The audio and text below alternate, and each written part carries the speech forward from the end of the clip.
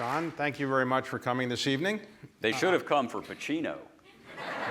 That'd be a hell of a lot more interesting, but anyway. I don't think so. So let me ask you this to get it on the table. There have been more books written about Abraham Lincoln than any other American in history, maybe any other person in history. Why did you think the world needed one more book on Well, Lincoln? I was misinformed. I thought he'd been undercovered. So I didn't realize that people had written about the old boy. I wanted to answer the question not only how did he do what he did, but why did he do it? And we don't do ourselves any favors by tiptoeing around this. I wrote it not least because of the moment we're in at this hour. This is democracy's moment of maximum danger, the most significant moment since the 1850s. Imagine the following sentence. For a long time, I hoped this was 1968. Think about that. That's a hell of a sentence.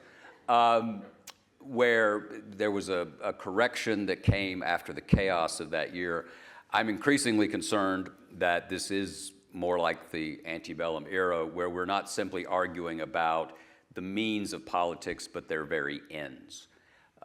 It's a clash of identity, a clash of one side that would like an aristocracy of power, as opposed to the tumult, the controlled tumult of American democracy. So how long does it take an author like you, who's obviously experienced in writing these kind of books, how long does it take you to do the research and do the writing? And do you do research, writing, or you research and then writing at the end? My hero in life, besides you, of course, is Anthony Trollope, who wrote about 2,000 words a day. He wrote 47 novels in the Victorian era.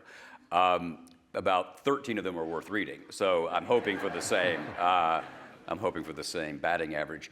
I have found increasingly, it's a great question, that, pretentious alert, I'm coming to, surprise, surprise, that I have an increasingly Tennysonian view of things, that we're all a part of all that we have met. And so my quick answer to how long it took was 54 years. It took about 3 years of full-on research and writing. I tend not to know what I think until I'm writing. And I don't know what I know until I write. So I will start narrating and realize, well, Jesus, there are 2 years, I don't know what happened. Let's go find out. And often there'll be something pretty interesting there. Historians, people who write books like you, very often have to go to at the Library of Congress or places. Do you have to do that as much anymore because everything is digitized? The interweb, as George W. Bush calls it, is, don't misunderestimate the interweb, is a great thing. One of the singular achievements is something called newspapers.com. It's every possible newspaper, and you see the physical PDF, I guess. So it is things that used to take weeks can now take 3 or 4 minutes. And with Lincoln in particular, one of my tests when I to go to your first question, when I do one of these things is I want to make sure there's an argument that I think will resonate with all of you, because let's be honest, if you're here now, you're my demo. And most of my demo are in assisted living facilities, so good for y'all for staying on this side of that. This is very late for me to be speaking. Usually it's 4:30 and then Murder, She Wrote comes on and I'm done. So don't hiss, come on. Will the argument resonate? Is there an argument within the scholarship that can be new? And then I always want to try to put some new archival material in the bloodstream. And in this case, it was secessionist literature. It's interesting. The losing side never gets quite the treatment. And so trying to figure out what white Southerners, which is the world I'm from, what they thought about Lincoln, what they thought about slavery, why they were fighting was vital. Now, you have written about religion and about your faith, and your title really is a biblical title. Can you explain the title and why you brought a kind of religious perspective to Lincoln that hadn't been brought to? It goes to the why. Why did he do it? Anti-slavery politics was not a big winner. They weren't a big winner here, by the way. In the middle of the Civil War, you all elected a copperhead governor, Horatio Seymour, who was a ferocious opponent of Lincoln's. Copperhead is somebody that just said, go to the South, go do your whatever you want to do. Yeah, they were just sort of racist Northerners. And they were called copperheads because they were like the snake. And Lincoln called it a fire in the rear. And it was all presidents lose midterms. And Lincoln lost his midterms. Lost functional control of the House, lost the governorships of New Jersey and New York. He had his own Glenn Youngkin moment in 1862, 63. If anti-slavery politics had been a big winner, more people would have been anti-slavery, right? The Republican Party was 6 years old. I hate to say it again about another New Yorker, but William Seward was not all that we would want him to be. He was for taking the Crittenden Compromise in the winter of 60-61 that would have extended slavery to New Mexico and Arizona and probably avoided war. And when someone quoted back to him his great speech that he gave in Auburn, New York, saying that slavery was an irrepressible conflict and we could not have American democracy with slavery, he dismissed it, saying that was intended for political effect for the ears at home, right? So the question I kept asking is, why did Lincoln do what he did at each moment? And my beloved friend Doris Goodwin, who has written brilliantly about his political skills, and we differ only on this. If he had been entirely a politician, he would have done things differently. Because if you act only on political motive, it's always a 51-49 call, right? You can always justify doing something else. So when he refused to take a popular compromise, when he issued the Emancipation Proclamation, and notably, when he insisted in 1864 in keeping emancipation off the table in potential peace talks with the Confederacy, something that almost cost him the 1864 election, and might have, if not for Sherman taking Atlanta. And he was running also at that point on an abolition amendment. That was part of the Republican Party platform in 1864. A politician would have fuzzed it up, because that's what politicians do, right? So why? Because he believed that slavery was wrong. The speech he gave at Cooper Union, not far from here. Where did he get that initial view from? It is said that his father, and let's talk about who was his father. Well, that's a great question. There's some mystery about it. So Thomas Lincoln is his father. They did not get along. Presidents, by the way, almost always fall into one of two categories. Either they had an overbearing father they were fighting against, or a particularly weak father that they were trying to make up for. It's actually very interesting. You can sort of run down the list. It's striking just in our own time. We've had 3 presidents since World War II who did not know their father. And 2 of them whose names were not their names. Gerald Ford, Bill Clinton, and Barack Obama. Obama met his father once. We have a picture of it. It's heartbreaking. Lincoln falls in that category. He did not find his father to be a strong figure. There were rumors that, in fact, Lincoln was not his father's natural son. There was a man named Abraham Inlow. There's a name for you. It's something out of Dickens, who said he was Abraham Lincoln's father. And they had almost no contact in their adult years. He didn't go to the funeral. He didn't worry about burying the man. Where did Lincoln develop his anti-slavery view? He was willing to make racial jokes, and he didn't say many favorable things about slaves. Where did he ultimately pick up the hatred of slavery and the willingness to fight for it? My contention is that if you don't believe in providence, I submit this for your consideration. Abraham Lincoln was born to a family that was part of an anti-slavery Baptist denomination in Kentucky in the early 19th century. How many white anti-slavery Baptists do you think there were in Kentucky in 1809? 500? I doubt it. There certainly weren't 1,000. I've tried to figure this out. Probably a couple of hundred. And his parents were there. And we forget sometimes the importance of sermons in the 19th century, right? Nobody went and streamed secession, right? There weren't theaters. Books were scarce. Sermons were, in fact, the great public performances that most Americans encountered on any kind of regular basis in the 19th century. And we know from his friends, because they were sort of reporting this not happily, that Lincoln memorized sermons and would deliver them. A lot of fun, right? I used to do that, and you can tell I have a lot of friends. So he would hear these sermons. There's an intellectual and theological line from his Baptist upbringing back to Granville Sharp and Clarkson and Wilberforce in England, John Leland in Virginia. Ministers he knew wrote anti-slavery pamphlets early in the 19th century. But in terms of slavery, he was against slavery. He didn't think it was morally right.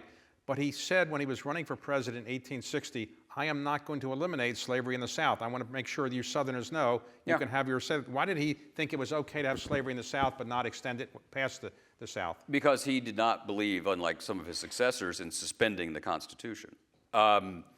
So, thank you. Thank you, New York, by the way, for that whole... We really appreciate what y'all did there. Again, hissing. Here's where we are. There was what was known as the federal consensus. And I'm going to walk through this because one of the great things about being able to do what I do is you learn stuff all the time. And I'm embarrassed that I'm well into middle age and I didn't fully appreciate what I'm about to say until I was doing this. It was an accepted reality, as accepted as anything you or I could name about our current politics, that the federal government did not have the power to touch slavery in the states. It was not a federal institution. It was not an institution of federal law.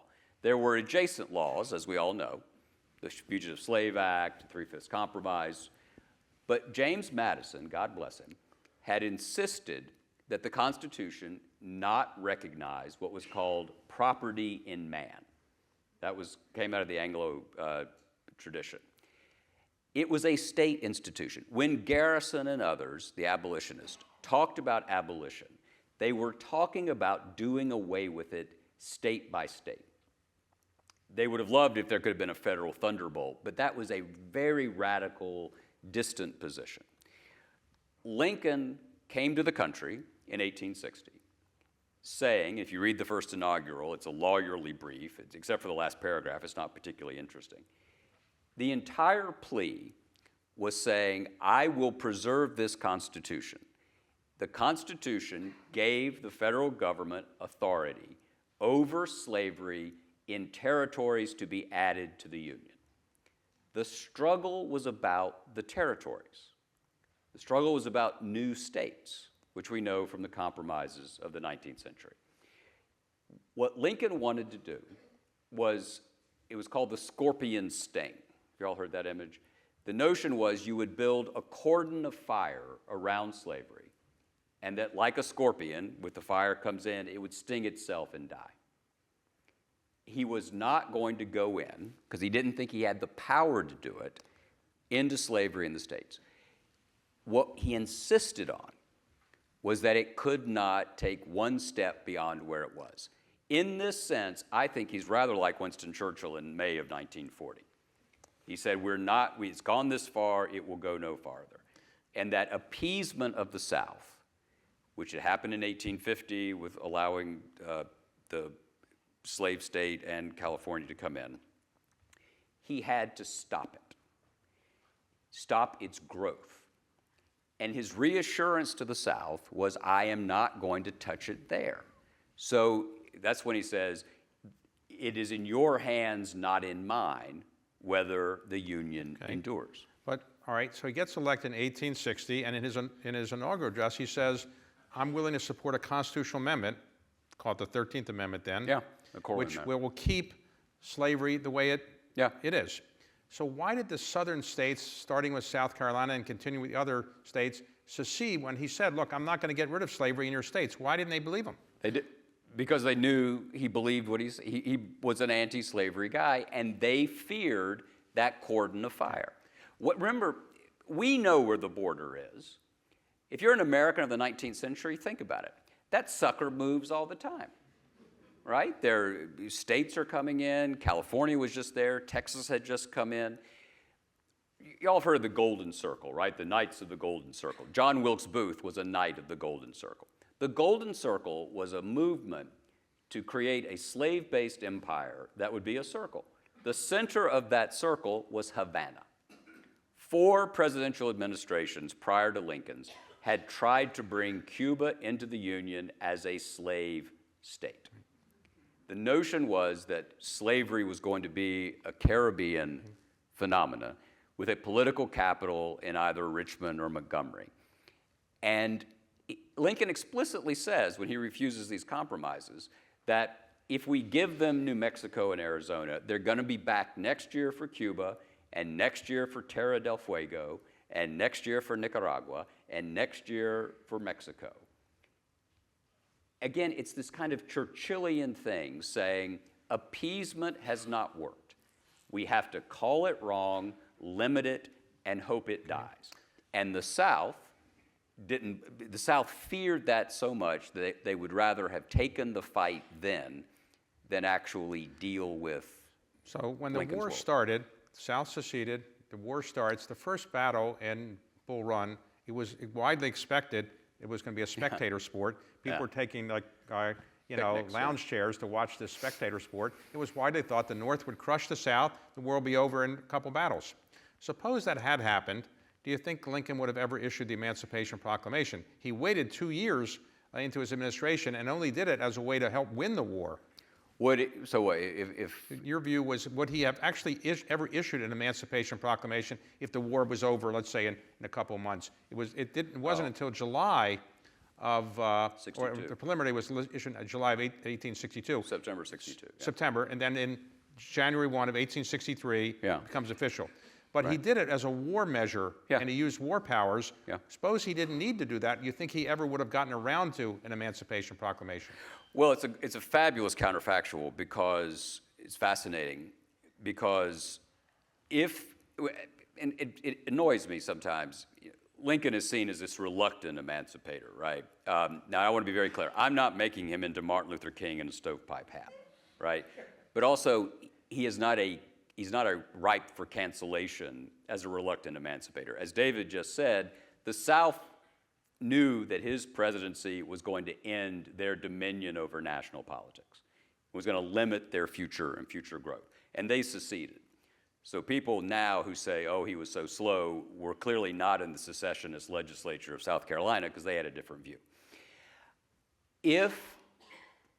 So one of the questions I sometimes ask in this is, what would you have had him do? If you let the South go, you have 11 states that would be a separate republic. Slavery, by the way, would almost certainly have lasted well into the 20th century, right? There's no sense of how it would have wrapped up, and we can talk about another point of evidence for that in a second. If he had let the South go, he consigns 3.25 million people to slavery. There were border states with slaves, right? Kentucky, Missouri, Delaware, Maryland. What do you do with those slaves? That's the question you're asking. My own sense is that he would have negotiated a gradual emancipation program for a separate Northern Union, much like the British did in the Empire. But you're talking about 750,000 people then, as opposed to 3.25 million who would have been beyond the reach of anything he could have done. So those who've seen the movie Lincoln might remember that it was really about the passage by the House of the 13th Amendment. Yeah. And why was it that we needed a 13th Amendment? The war was essentially going to be over. The North was going to win. The Emancipation Proclamation had already been issued. Why did we need a 13th Amendment? Because the Emancipation Proclamation only had force in the southern states. It didn't free slaves in Kentucky, Delaware, Missouri.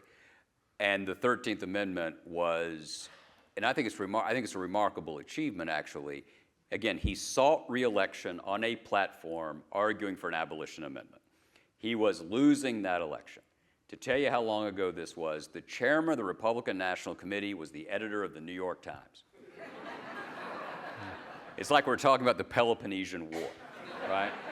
So Henry Raymond goes to Washington on about the 22nd of August, 1864. Lincoln has just met with Frederick Douglass and says, the tide is setting strongly against us. You must put emancipation on the table. Otherwise, there's going to be a President McClellan. And Lincoln said no. He said, I cannot ask black men to fight for a union that would re-enslave them.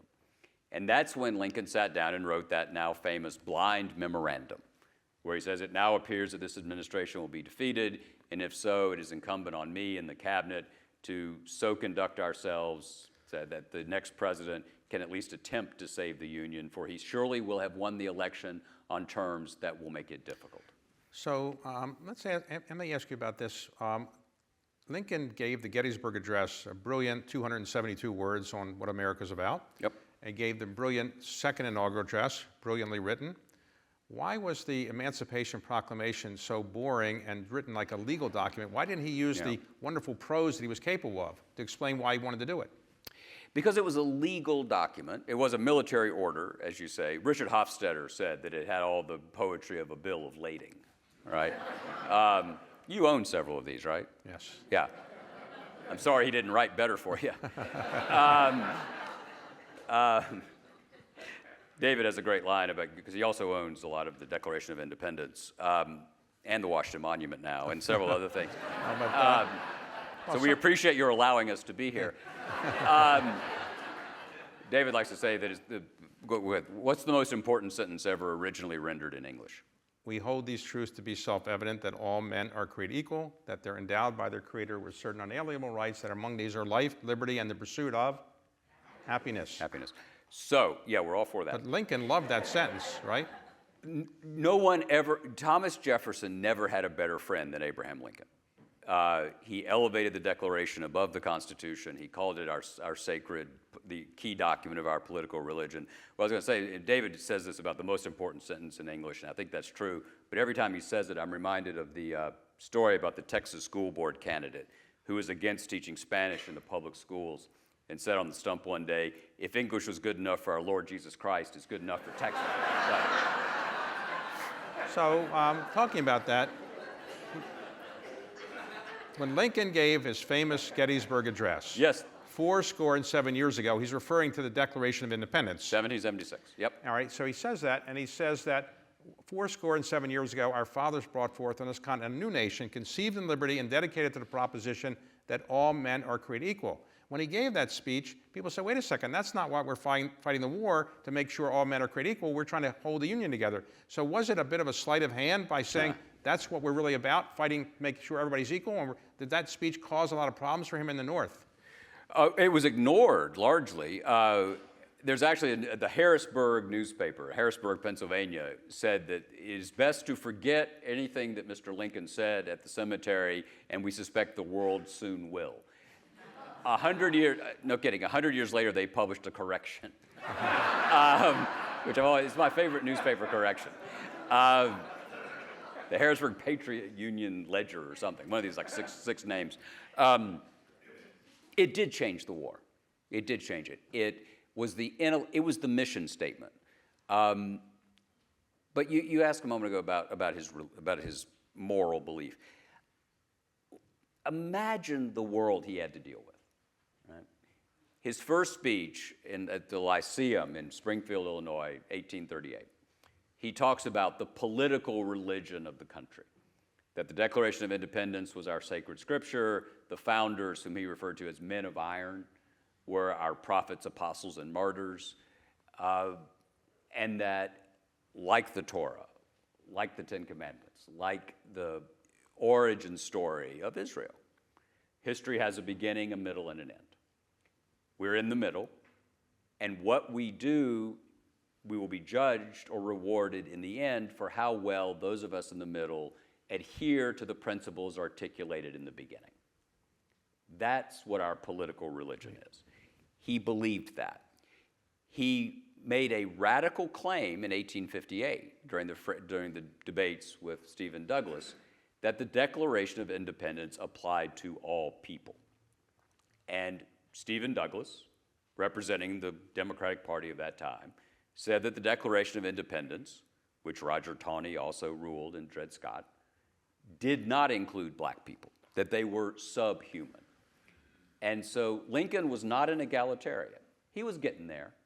One of the many tragedies of Ford's Theater, like Dallas, is that in both cases we self-evidently had a president who was learning and growing and maturing. So it's hard to know where we would have ended up.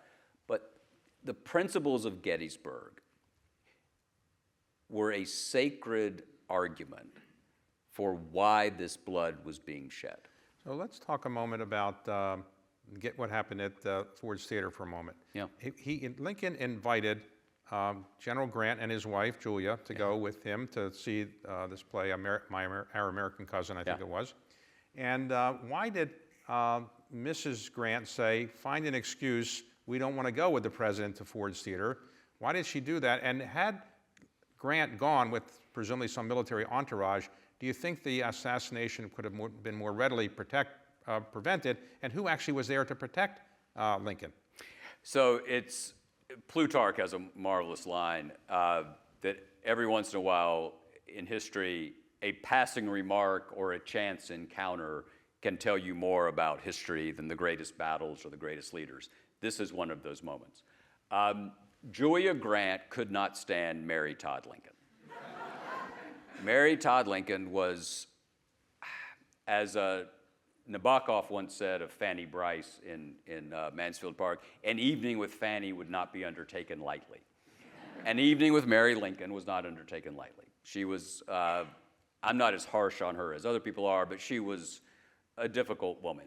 And Julia Grant had no interest in a double date that night. And so they invented an excuse. They said they were going to see their children, which they suddenly decided to go see their children. They'd been in Virginia in the last days of the war. It had not been pleasant. Grant would have had more people with him, interestingly. There was one guy outside. I was just in Ford's Theater a week or two ago. It's amazing. Have you all been there? You stop in. It's just, do you own that yet? Okay. It's amazing because it's just this little theater. And you think about, he jumps from the balcony, Booth jumps from the balcony. It's 10 feet, 11 feet. I mean, it's just all right there. Booth had drilled a hole in the door so he could see into the suite. The only person there who attempted to help him was a Major Henry Rathbone, and he was wounded. Had Lincoln was shot in the head with one bullet, today, if somebody was shot in the head with that type of bullet, would he have survived that? I don't think so. I spend a lot of time on the forensics of this. Probably not. Okay, so let's go back to how Lincoln became the nominee of the party. He was in the House of Representatives for one term, that's it. Not particularly distinguished term. He then runs against Stephen Douglas for the Senate in 1858 and loses. They have 7 debates. Can you explain why people would stand in the field for like 2.5 hours to listen to a debate with no broadcasting capability? And why, after losing to Douglas, and you explain why he lost, why did Lincoln get promoted to be 2 years later, the nominee of the party? So the reason people went to the debates is, as I said before, there wasn't a lot else going on in Illinois at the time. These were public occasions, right? There was food, there were fairs. It was a way to see people.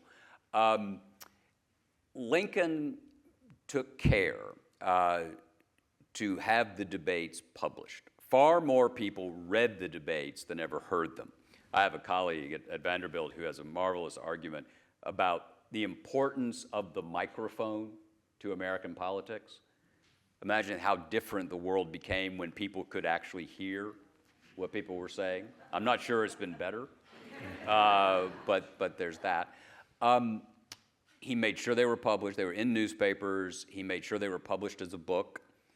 And he was so good, to answer your second question, he was so good at articulating the Republican platform, which is that slavery had to be contained, that he became in our time, it would be as if he were the best possible political communicator, right? He was somebody who could make the case so well that they came to him. Well, he was just sitting home in Springfield, and all of a sudden the party said, "Hey, we'd like you to be the nominee," or did he kind of work for it? No. He, as his law partner once said, he had an ambition. His ambition was a little engine that knew no rest, unquestionably. But it was in Chicago, so he was top of mind. He had come in second. He was already a national figure in 1856, because of arguments he was making. He came in second to be vice president on the first Republican ticket. So he was already a quasi-national figure. The other thing, we cannot, again, as George W. Bush might say, misunderestimate the power of Cooper Union. That speech is one of the great statements. And remember, the Republican Party is 6 years old at this point. And so there wasn't a huge amount of competition. How did he come to be invited to make the Cooper Union speech, and what did he actually say that got such national attention? He was paid $25 for it, so he needed a better agent. All right. That's what. Cullen Bryant, Greeley. It was supposed to be over at the Plymouth Church in Brooklyn, but they sold out, and so they moved it to Cooper Union. Should have tried the 92nd Street Y. Exactly. No, I got to go road. He bought a new suit. He didn't want to look like a hick. Apparently, it wasn't particularly well tailored. What he argued was he introduced the moral element in a lawyer-like way. He said, "We believe that slavery is wrong and must be contained. They believe that slavery is right and should be expanded. On this question hangs the future of the country." And by stating it so clearly, he positioned the party as a force to shed light as opposed to maintaining a certain kind of darkness. And the vital thing, the title of the book you mentioned is from Genesis, but it's Genesis through Frederick Douglass. Frederick Douglass, his speech in 1854 in Rochester, it was a July 4th speech, but black orators were invited to speak on July 5th in the 19th century. And Douglass said, "I, for one, do not despair of this country. The fiat of the Almighty, let there be light, has not yet spent its force." Now, Lincoln was in favor of ending slavery, as we know, through the Emancipation Proclamation, the 13th Amendment, but he really didn't believe that blacks and whites could live together in a peaceful way. So explain what colonization was and why he was still trying, after the Emancipation Proclamation, to talk African Americans into moving back to Africa. Yeah. Let me start more recently and back into, because on this question hangs our own fate. This country is fundamentally, I know we're debating 1619 versus 1776. The country we live in was founded in 1965, right? First multi-ethnic electorate in the United States of America was in 1968, 20 minutes ago, okay? So let's just be clear about that. The Immigration Act that President Johnson signed out in the harbor, which created the demography of the world we have, was signed in 1965. So for Lincoln, the idea of a biracial, content of their character democracy was a view that some people had, but a vanishingly small number of people. William Lloyd Garrison, by the way, did not hold it. Some of the most racist rhetoric you will find in the 19th century comes from abolitionists. You could be anti-slavery and not be an abolitionist. You could be an abolitionist and anti-slavery and not be an egalitarian. And again, we don't do ourselves any favors by sort of treating this as, this is not Star Wars, right? This is not the good guys against the bad guys. There was an immense number of nuances and shifts of opinion. What Lincoln's critical insight, I think, was that slavery represented a fundamentally illiberal, anti-democratic aristocracy of race. It was the embodiment of a hierarchy that was anathema to the principles of popular government and the Declaration of Independence. He could not quite foresee a world of integration. He therefore was very much part of what was the mainstream opinion.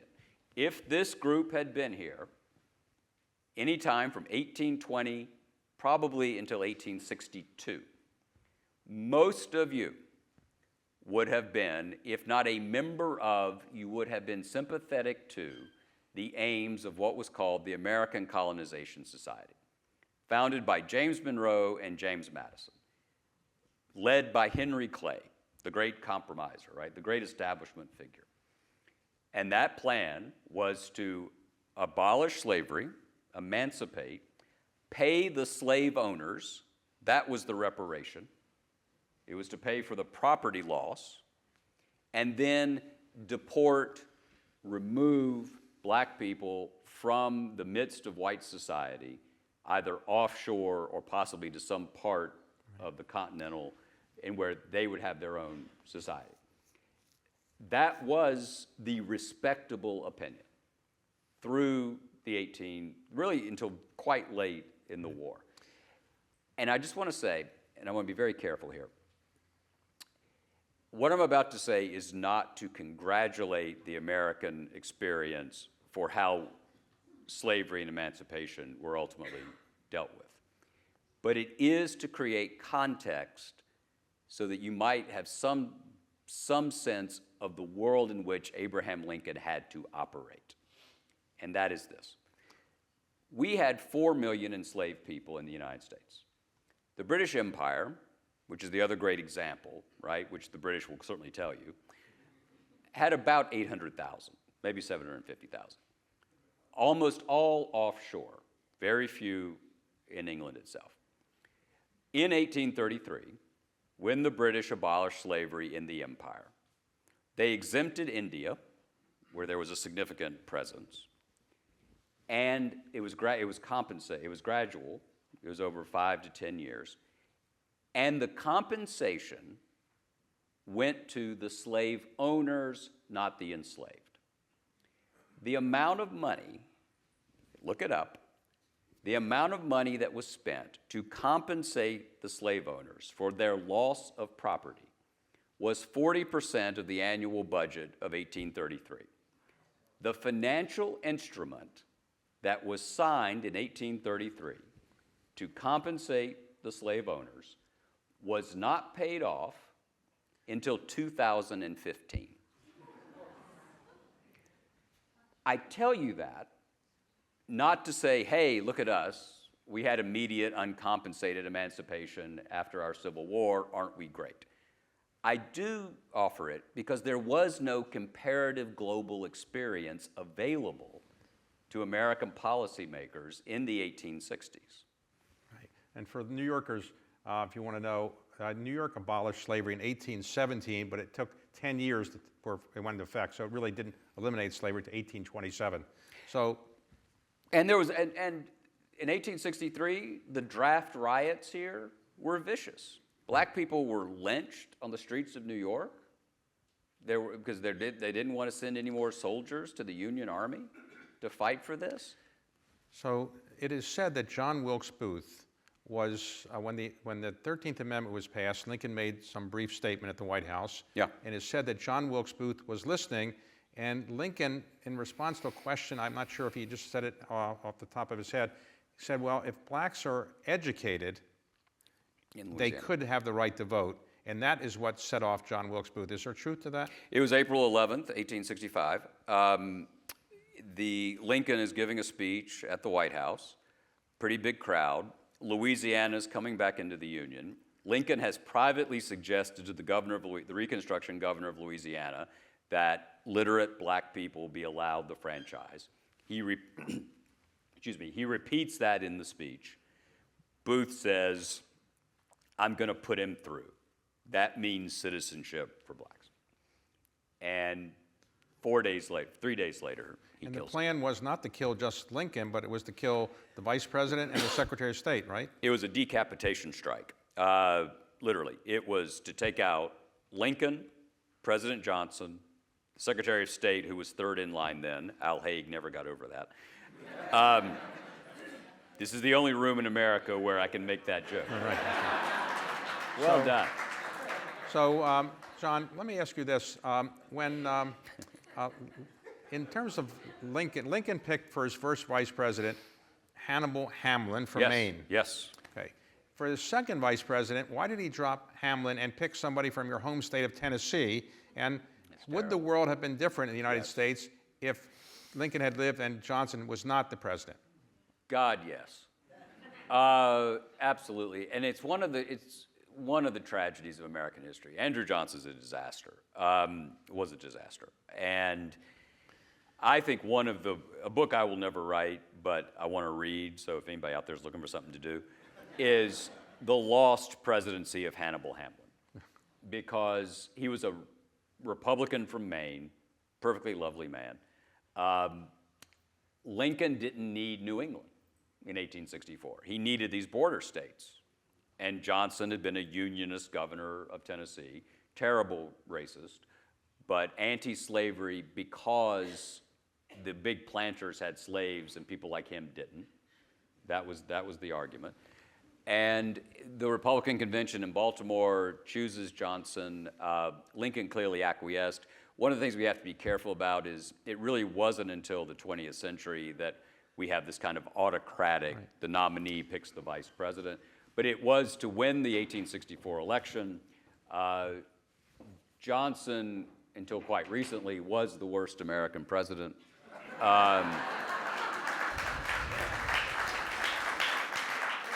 Right. All right. Jury's still out. So let me ask some of the questions that have just been handed to me. No. This one is, Lincoln and many other presidents struggle with mental health issues. How do you think it affected their abilities to govern, especially with Lincoln and the Civil War? Did he have depression? Yeah, he did. He, from an early age. It's one of the things in history that I find so fascinating. I did a couple of little things. For one thing, most everybody was a little drunk through most of world history, right? Because they couldn't drink, but they drank beer, not water, because the water might not be pure. So my friend Christopher Buckley has a great idea that the 2-martini lunch won the Cold War. That people would go, they'd get drunk, and they'd say, yeah, let's open that factory, I think that's part of it. He, as a young man, he was unlucky in love, lost a couple of fiancées along the way, one to death. That led to a suicide watch among his friends were worried about him. They took his razors away and things like that? They took his razors away. And I'm quite serious about this. If you think about the history of the world, imagine, and some people here, certainly in my family, we dealt with this, a pre-psychopharmacological world is a very different place. I had a great-grandmother who committed suicide and almost certainly now could be treated, right? So imagine, go all the way back in history and think about that. And so there was a darkness around him. They lost 2 children, Eddie in Illinois, and then they lost Willie in February of '62. I think it mattered enormously. I think it, there's this argument that depression drives genius. I've not found that. I just find it bad. But I think the point of biography, I believe, is not to lionize these folks beyond human scale. To me, biography is about finding that these people who dealt with such fundamental human issues, appetite, ambition, depression, heartbreak, unhappiness, they still, at various critical hours, rose to an occasion and set us on a better path. Not the perfect path, but the better path. And I think Lincoln did that. Now, there was a book that came out a few years ago that said that Lincoln might have been gay because he shared a bed with one of his best friends, Mr. Speed. Yeah. Is there any truth to that? Is it common in those days for people to share beds when they were traveling? I think it was. They did, yeah. I say more power to him if so, but I don't think so. Here's a question. Who has the best sense of humor on Morning Joe?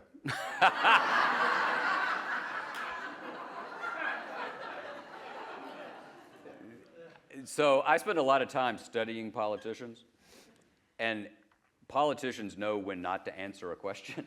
Okay, all right, well, let me get to the next one then. Please put the current divisive times in historic context. That's an easy question.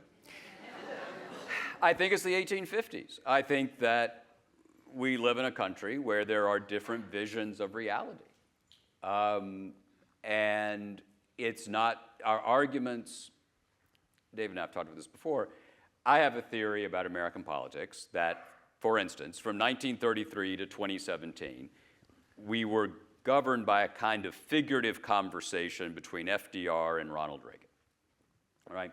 We debated the relative role of the state in the marketplace and the relative projection of force against commonly agreed upon foes and rivals. Right? And we could disagree, but those were the basic questions. And to switch to a football metaphor, Ronald Reagan and George W. Bush are over here on the 20-yard line. FDR, Truman, and LBJ are on this 20. And everybody else is kind of in between. Eisenhower, Kennedy, President Nixon, certainly, President Ford, certainly, President Carter, certainly, George Herbert Walker Bush, Obama, Clinton. I've run this by the 42nd, 43rd, and 44th presidents, and 46th, not 45th. Sorry. So is it? We're not very close. Now, is it easier to write about presidents who are deceased, or easier to write about them when they're alive? It depends on whether their wife is alive, I have found. I've still got scars from Barbara Bush. It's a great question. The reason I did a biography of George H.W. Bush. It took me 17 years. It was supposed to be posthumous, but the son of a bitch wouldn't die. I'd bring it up. He'd say, not going to do it. And so Dana Carvey once said the key to doing the old man's voice was Mr. Rogers trying to be John Wayne. Perfect description. Well, it was great, and you knew President Bush well. The senior President Bush, I spent a lot of time with him, a lot. And it was less that what he told me, but more because I was with him. Then when I went back to the documents, I could more readily see him in those moments. So when you, most people who study Lincoln and write about him come away liking him, admiring him, and respecting him more than they did when they went into it. Is that the case with you? It is, because I did not appreciate his willingness to risk everything as a politician and then ultimately as a human being. He was martyred for this cause. Let's be clear, right? He was shot, as you say, not least because he was moving toward a vision of citizenship that we would recognize. And so, yes, I also think what Lincoln did, and it was evident in the second inaugural, he offered the most profoundly theological statement any American president ever uttered. He's standing there on the East Front. You can see his old rooming house, which is now where the Library of Congress stands, where he had been when he was in Congress. Frederick Douglass is down here. Andrew Johnson is drunk, which just means he was awake, behind him. And he says, "It may be that every ounce of blood drawn by the lash must be answered by an ounce of blood drawn by the sword before we expiate the sin of slavery." Think about that for a second. That's an American president saying that there is a theocentric order, that there is a God who is so interested in the unfolding drama of a particular polity in a particular place that he is measuring out the blood that is shed. It's Abraham and Isaac. It's the crucifixion. It's about blood sacrifice. It's about a divinely charged world. And there is an absolute. We'll never get there on this side of paradise, but he was willing to die to get us closer to it. And that's what I came away from. So you're a professional writer, obviously a very accomplished one. Barely, but How do you think it was that Lincoln, who basically never went to school, how did he learn how to be such an incredible writer? It's such a great question. And Frederick Douglass, too. It's such a great question. It makes, when you say professional writer, I'm always reminded of what Dick Cavett once asked Truman Capote, what he thought about Jacqueline Suzanne as a writer. And Capote said, "It's not writing, it's typing." I always love that. When I do something that's not very good, I think, well, that was typing. I am, insofar as I write well or write in a way that I like, I know that it is connected in a mysterious but unmistakable way to what I have read. That's the strange commerce of this. Lincoln read William Grimshaw's History of the United States. He read chapbooks with the classics. He read Shakespeare, loved Macbeth, which tells you something about the blood again, and the King James Bible. And I think that you detect in almost everything he did, you see a biblical cadence. Right. And so when people ask me, what they should do to write, I always say read.